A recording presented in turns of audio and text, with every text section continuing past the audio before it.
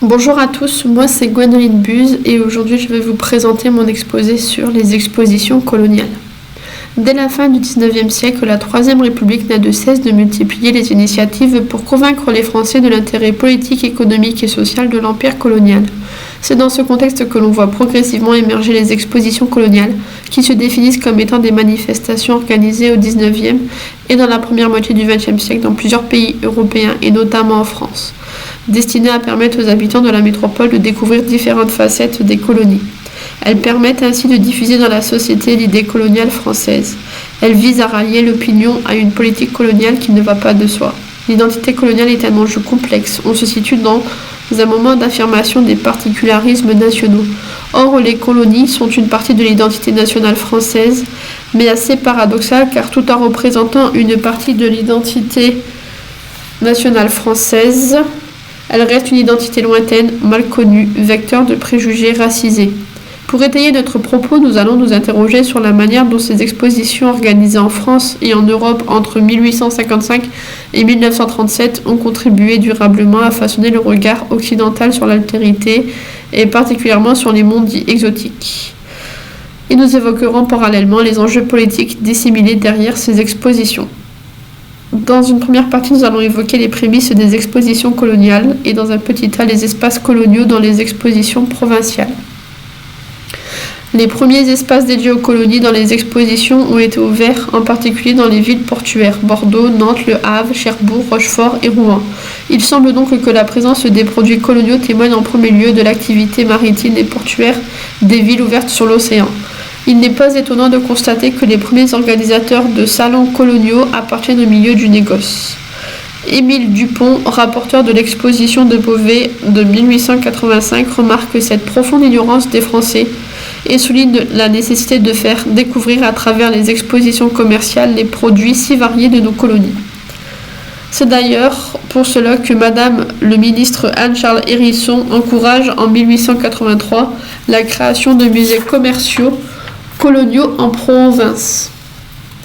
L'État prend progressivement le contrôle des expositions provinciales à partir de 1885 afin de se servir d'elles comme support de communication à grande échelle de l'idée coloniale française.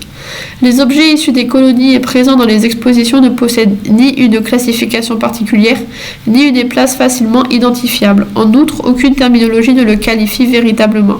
Sa place au sein de l'exposition reste encore hésitante. Le rapporteur du catalogue de l'exposition de Nantes en 1861 parle discrètement d'une partie coloniale et algérienne avant 1885. Outre la liste des exposants, seules quelques lignes dans les catalogues évoquent la présence des produits et objets d'outre-mer dans les expositions. Dans un petit B, nous allons évoquer les expositions régionales, début de la naissance des expositions coloniales.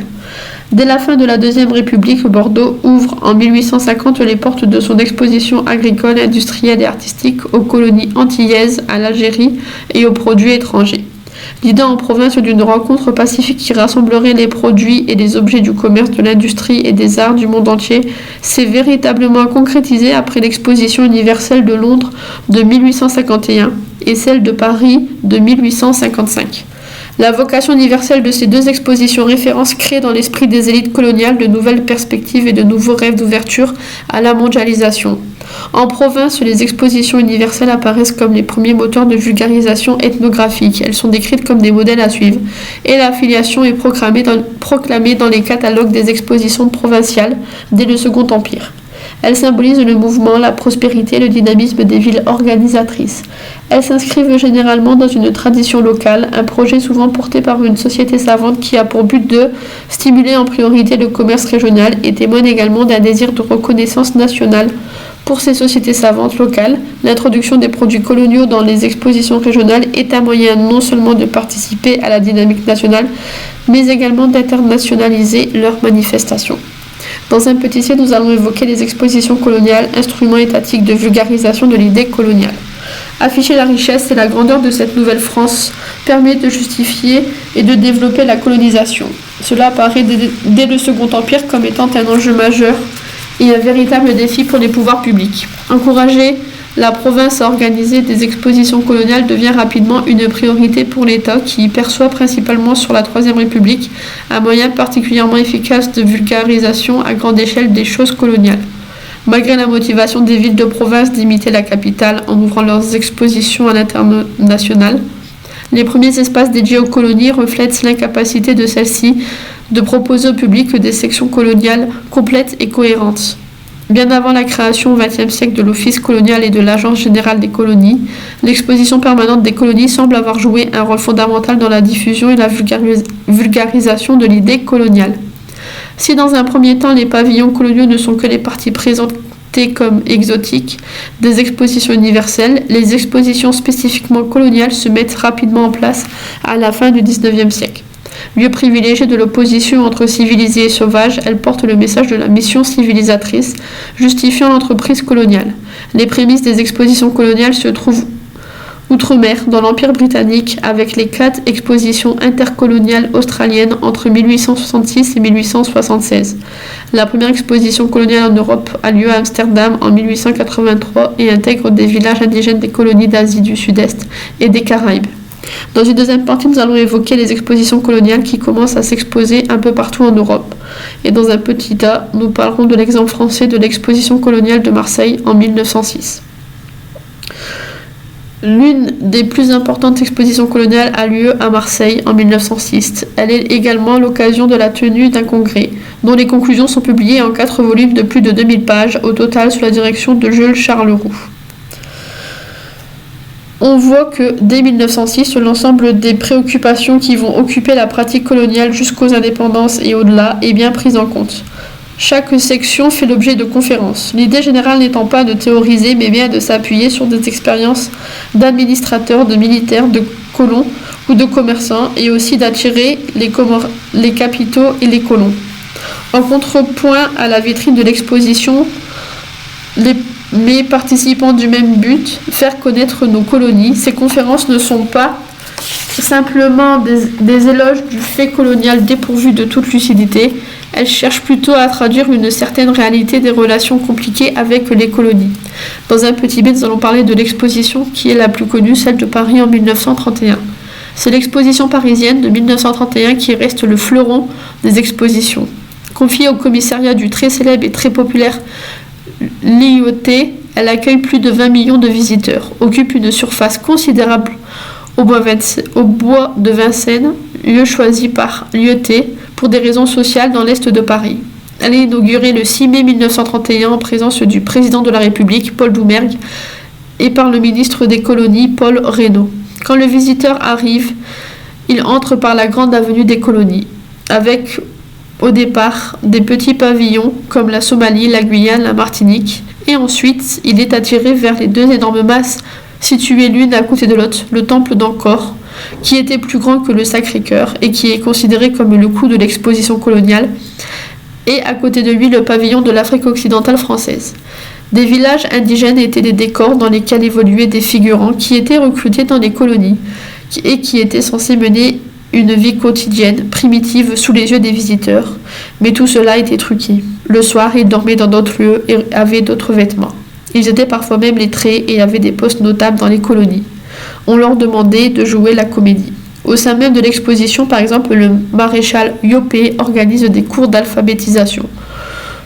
Tout ce qui se trouve dans l'exposition est organisé comme étant un théâtre, et rien ne doit choquer les esprits des visiteurs. Dans un petit C, nous allons évoquer l'image de l'altérité véhiculée à travers les expositions coloniales via l'image du sauvage. Les populations exhibées semblent parfois plus proches aux visiteurs car elles sont issues de contrées moins lointaines. Beaucoup de nations vont exhiber leur minorité nationale. Le prétendu sauvage est alors à nos portes. Dès la première moitié du XIXe siècle, on exhibe aux États-Unis et au Canada les natifs, que sont les différentes nations indiennes, dans de grands shows populaires, avant de les exporter sur le vieux continent. L'Europe n'est pas en reste et exhibe quelques-unes de ces populations régionales. En 1874, l'entreprise Hagenbeck présente une famille de 6 lapons accompagnée d'une trentaine de rennes à Hambourg. En 1908, lors de la Franco-British Exhibition à Londres, un village irlandais côtoie un village sénégalais. Et lors de l'exposition de Nantes de 1910, c'est un village breton que le public peut visiter aux côtés d'un village noir. Ailleurs, ce sont des villages flamands, savoyards et alpins pour les Français, alsaciens ou bohémiens pour les Allemands. Village suisse pour les Suisses, écossais pour les Britanniques ou tcherkesses et caucasiens pour les Russes. Il s'agit non de les identifier complètement comme des sauvages, mais plutôt de dépeindre des particularismes régionaux comme étant des traces d'archaïsme face à la construction d'identités unificatrices, nationales pour la plupart. Pour ce qui est du Japon, qu'il s'agisse des Ainus, des Formosans et des Okinawaiens, le but est identique. Par conséquent, ces populations décrites comme inférieures et en retard deviennent potentiellement civilisables, ce qui est par ailleurs un des arguments en faveur du colonialisme qui se veut bienveillant. Pour conclure, nous pouvons dire que les historiens ne sont pas toujours d'accord sur le nombre de visiteurs, de 8 à plus de 30 millions, selon que l'on compte le nombre de tickets vendus, ou si l'on estime le nombre réel de personnes qui se sont déplacées une ou plusieurs fois. Qu'importe, c'est la plus réussie des opérations de propagande coloniale, et c'est même une réussite financière, l'exposition dégageant des bénéfices. L'idée coloniale s'implante partout en France dès la fin du XIXe siècle. L'Office colonial, créé en 1899, est sans aucun doute l'héritier de l'exposition permanente de 1885. L'une de ses premières préoccupations est de reconstituer le musée colonial grâce aux anciennes collections de l'exposition permanente et aux legs provenant de l'exposition universelle de 1900. Dès sa création, l'exposition parisienne paraît avoir eu pour vocation de diffuser l'idée coloniale ministérielle à l'échelle nationale, et cela en prenant le contrôle progressif des salons coloniaux provinciaux. Temple égyptien, musée chinois et pyramides aztèques sur le champ de Mars en 1867, au moment même où on creuse le canal de Suez, palais algérien et mosquées sur les pentes de la colline de Kailo, village exotique sur l'esplanade des Invalides, temple cambodgien au bois de Vincennes, orchestres coloniaux et danseuses orientales, les millions de visiteurs qui ont arpenté les allées de ces expositions extraordinaires fenêtres sur le monde s'y sont souvent sentis transportés sous d'autres latitudes, inscrites dans notre imaginaire au registre du gigantisme et de l'extravagance.